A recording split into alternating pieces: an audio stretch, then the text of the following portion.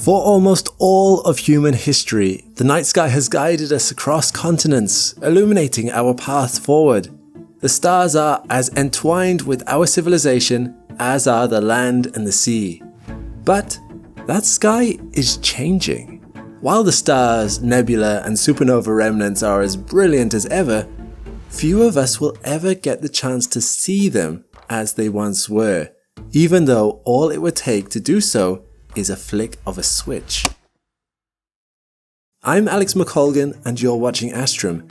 Join me today as we explore how the night sky has changed in our own lifetimes and uncover the drastic effects that artificial light, both visible and invisible, has had on us, on crucial ecosystems, and on important scientific research. We will see how a well-intentioned green revolution made it worse, how we've put artificial constellations of our own into orbit, and how even the natural constellations themselves are changing. That's right, we're going to see how our sky will change in 1,000, 1 million, and even billions of years into the future.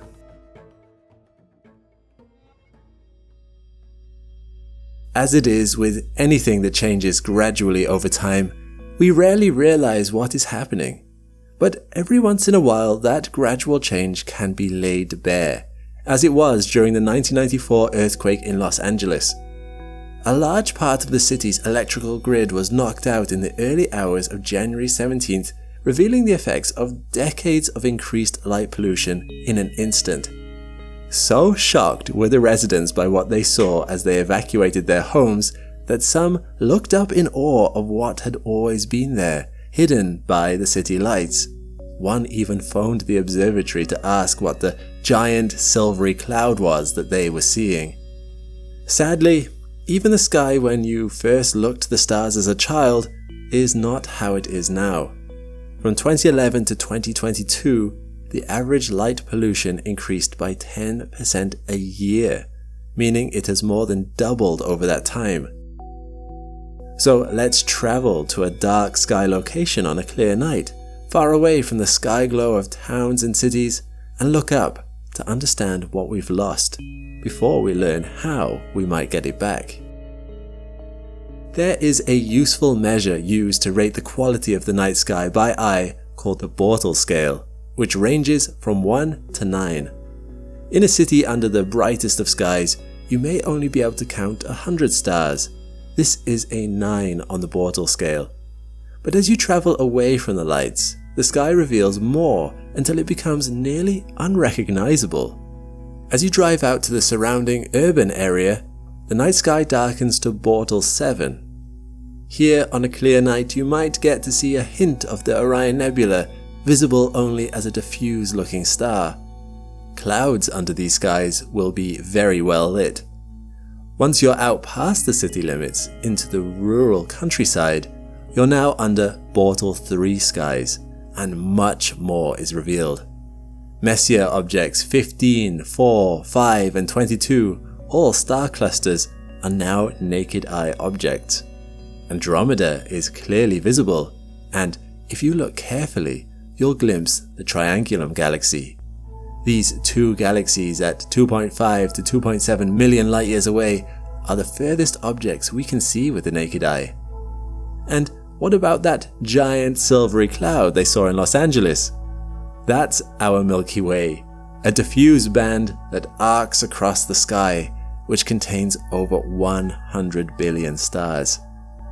Finally, after a few hours of driving, you're now under Bartlett 1 skies, a true dark sky sight with a pristine view. When we set out from the city, you could only see 100 stars. Here, you will see thousands.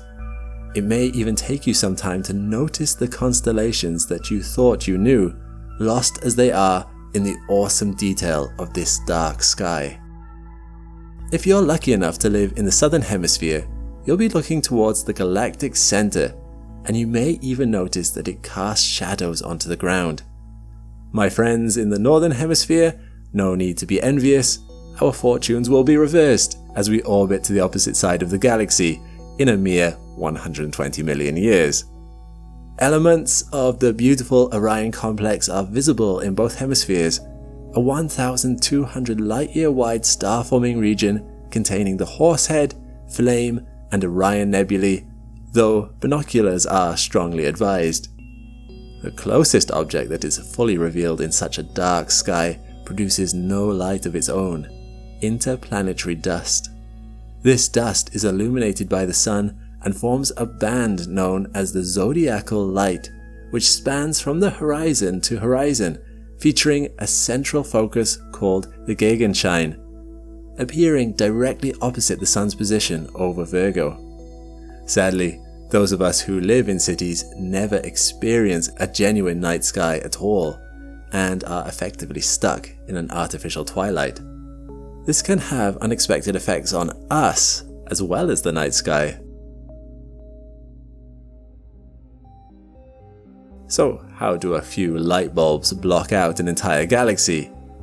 In a word, sky glow. Any light that is emitted upwards will pass through the atmosphere where it can be scattered in any direction. The light that is reflected back towards the ground to our eyes or telescopes is seen as sky glow, which has the effect of drastically reducing the signal-to-noise ratio of incoming light from space, affecting our ability to see it and to study it. You may have experienced something similar on a dark, foggy drive.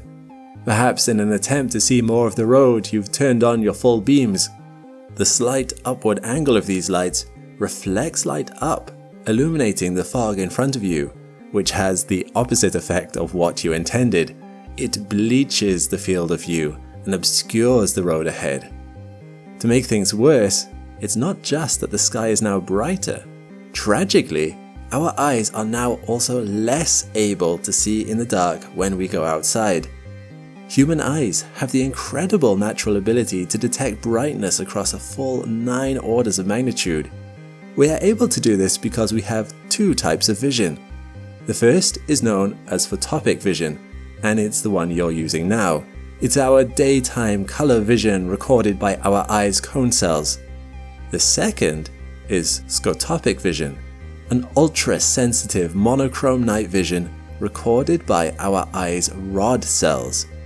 It is this scotopic vision that allows us to see the faintest details in the night sky. Modern lighting is reducing our access to scotopic vision because, to the human eye, all light is not equal. In the past 10 to 15 years, a movement towards more energy-efficient LED lights has shifted the spectrum of light pollution from the orange hues of the sodium lamps to the blue-green frequencies of LEDs, which we are much more sensitive to.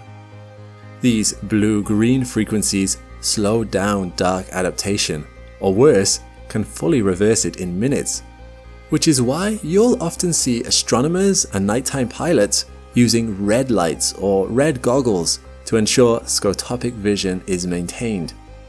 To access full scotopic vision, we require a near absence of short frequency light for at least 30 minutes, and it can continue to improve for up to 2 hours.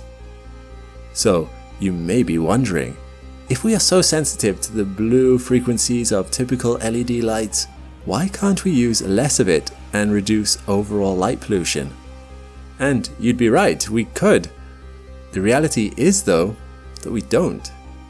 LEDs are so efficient compared to sodium and filament lights that we save energy and money even when they're run much brighter. So that's what we often do.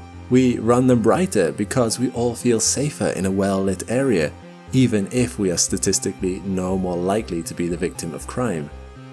Our eyes also contain retinal cells that are not involved with seeing and instead help to regulate our body clock. These cells are particularly sensitive to shorter wavelengths too. So, artificial light, and LEDs in particular, don't just affect our ability to see the night sky, they affect us in other, more severe ways too. The disruption of our circadian rhythms by light disrupts the production of several key hormones, including melatonin.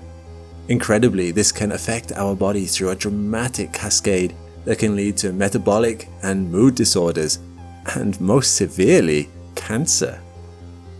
While for us humans there is at least some upside in extending the length of the day artificially, for the rest of nature there is almost nothing but downside. Lights interfere with the circadian rhythms of wildlife too, disrupting how and when they sleep, migrate, reproduce, hunt, and evolve.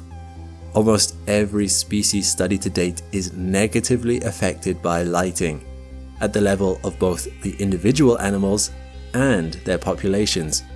Scientists have studied fishes, birds, amphibians, insects, invertebrates, ecosystems hundreds of meters down below the surface of the sea, and even trees. Deciduous trees, which regrow their leaves each year, can be tricked into maintaining their foliage all year round, causing stress that can eventually kill the tree. There are simple things we can do that manage that rare combination of saving us money and improving our health. The best, of course, is to turn off unwanted lights, particularly outdoor lighting and uplighting. When installing new or replacing new lights, look to install low power LEDs with low color temperature of say 3000 Kelvin instead of 5000 Kelvin. Well-designed lighting will have shielding to focus the light to where it needs to be and minimize excess light shone into the atmosphere. But away from ground-based artificial lights, we are now facing a significant increase of light pollution coming to us from space. On the 4th of October 1957, the Soviet Union launched Sputnik 1. The first satellite to venture into space. In the decades that followed, there was a steady increase in the number of active satellites, increasing by 30 a year on average in the 60 years to 2017. But from 2018 onwards, Elon Musk's SpaceX has been doing something unprecedented. Before we get to that, with this many eyes in the sky, your data, which may contain everything someone may wish to know about you, is out there on the internet, increasingly beaming between communication satellites. That information is also valuable to companies. Data brokers will buy and sell whatever information about you they can get their hands on. Your name, address, preferences, everything. And anyone can buy it, no matter their intentions, good or ill. I always start these videos by telling you my name, but personal privacy is actually something that's important to me. I'd hate the thought of information about my address and details about my family getting out there, because you never know when someone might attempt identity theft or other scams, harassments and intrusions. But that's where Delete Me, the sponsor of today's video, can help. Delete Me helps keep all the information that makes you you safely with you by getting your data deleted by the data brokers breaking the chain. I signed up with them with just a few easy clicks and felt so good when I saw Delete Me forcing these brokers to get rid of anything that they had about me. I highly recommend you try it yourself for that same peace of mind. So why not protect your personal data by scanning my QR code or following the link joindeleteme.com/Astrum in the description below. If you use my code Astrum at checkout, you can get 20% off your subscription. Since 2018, SpaceX has launched nearly 7,000 satellites into space. Oh, and one Tesla Roadster. As it stands, SpaceX have twice as many active satellites in low Earth orbit as every other company and country on the Earth combined. I've seen some hockey stick shaped graphs in my time, but this one is stratospheric. The vast majority of these new satellites have gone into low Earth orbit at an altitude of only 550 kilometers. The United Nations Office for Outer Space Affairs have speculated that 100,000 more satellites could be launched in the next decade. There are no regulations that limit the number of satellites that can be launched, and many agreements and understandings around reducing the potential for light pollution are informal. These satellites in low Earth orbit are particularly bad for light pollution, contributing to sky glow and producing trails in amateur photography and research images that can render them unusable. Astrophotography can require long exposures of several minutes, and it's likely that these exposures will capture the trails of satellites in that time. This is an image of the Horsehead Nebula, and there are 3 trails in this image. And even I myself have seen it in my own shot of the Orion Nebula. We can easily see the effect satellites have on visual astronomy. We can even watch them trail across the sky in real time. But these man-made constellations that deliver GPS, mobile communications, and satellite internet all operate in the radio spectrum too, spanning megahertz and gigahertz frequencies, which can potentially interfere with scientific observations. Radio signals easily pass through galaxies, solar systems, interstellar gas clouds, and Earth's atmosphere, revealing secrets of our universe that would otherwise be hidden. All the more incredible then that the radio signals from my Wi-Fi router can barely make it through a few stud walls. But radio astronomy was key in establishing the shape and rotation of the Milky Way, discovering quasars and pulsars, and detecting organic molecular species like cyanide, ammonia, water, and amino acids in interstellar molecular gas clouds. It was a radio telescope in Ohio that received the famous WOW signal in 1977. It was detected at 1420 MHz, a value believed to be the frequency of choice that an alien civilization would attempt to communicate over, and it is protected from commercial use to keep it quiet. It is though still debated whether the WOW signal was terrestrial interference or an extraterrestrial phenomenon. But while we are talking about how communications interfere with astronomy, astronomy can also interfere with communications. In 1978, Arno Penzias and Robert Wilson were awarded the Nobel Prize in Physics for discovering that the interference in their antenna wasn't pigeons, it was the cosmic microwave background, the cooled remnants of the universe's first light. The detection of this low-level hum in their Bell Labs antenna and understanding its cause all but proved the Big Bang hypothesis. In another happy accident, the radio waves emitted by the black hole at the center of our galaxy, Sagittarius A star, were detected because of its interference with transoceanic phone calls. I love these 2 stories as it highlights humanity at its best, at its most inventive, and at its most curious.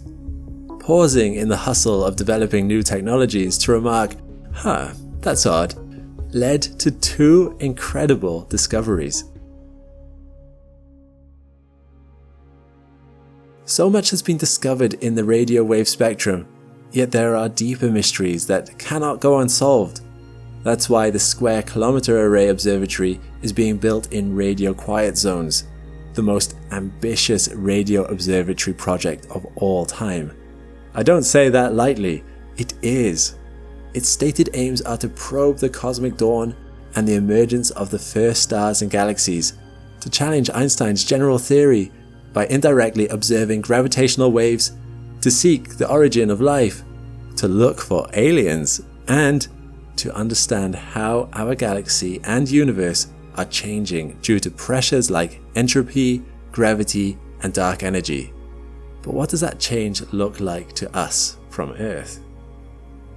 If we look up to the stars through a polluted sky, space appears stagnant, and it can be easier to believe that we are instead on a Truman Show-like film set with fixed stage lights for stars than on a rock in motion through our galaxy.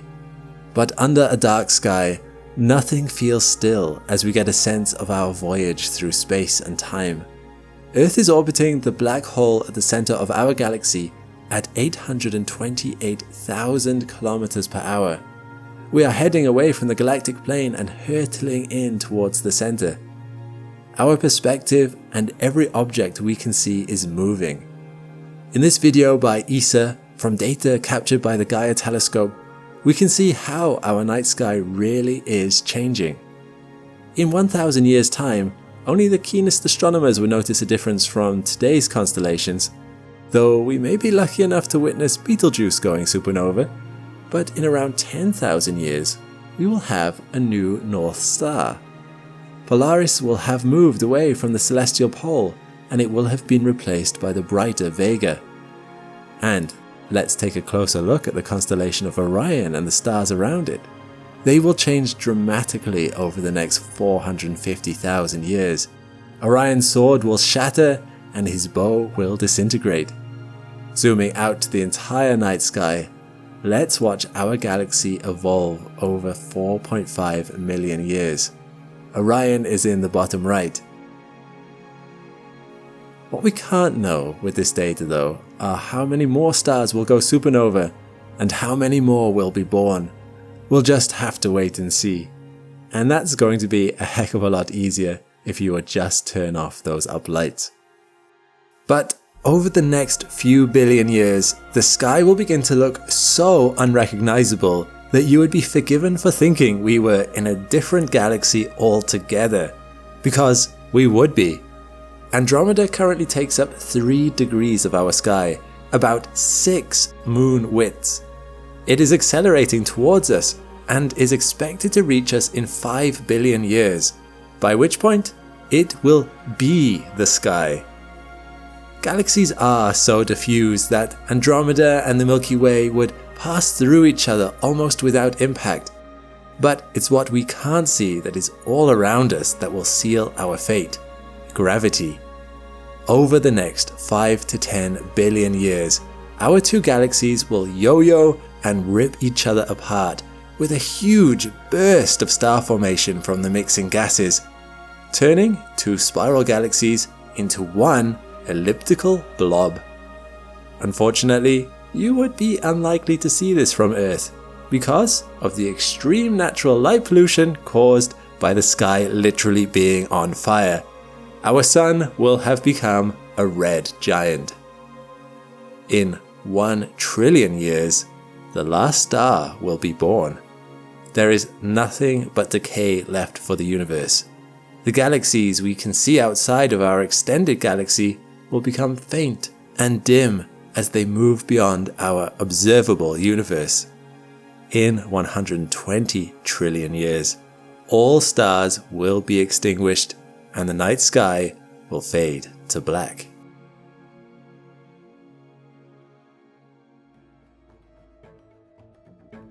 As is so often the case in our complex world, there are unexpected outcomes from our behaviors. Our night sky is changing in many ways. It has been obscured, but it is not lost. Towns, cities, and governments all over the world are beginning to understand the issues and are making changes in ordinances and in law to protect our skies and the wildlife underneath it. So, if this video has inspired you to visit a dark sky or reduce your impact, head to darksky.org to find out more, and to lightpollutionmap.info if you're curious about the light pollution in your area.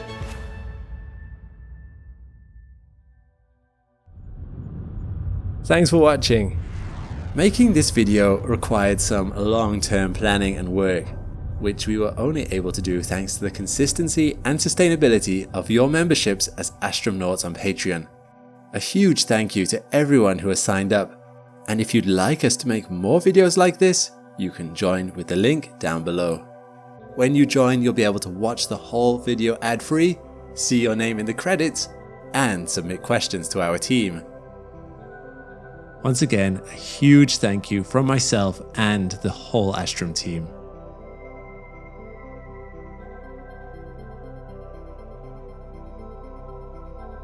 Meanwhile, click the link to this playlist for more Astrum content. I'll see you next time.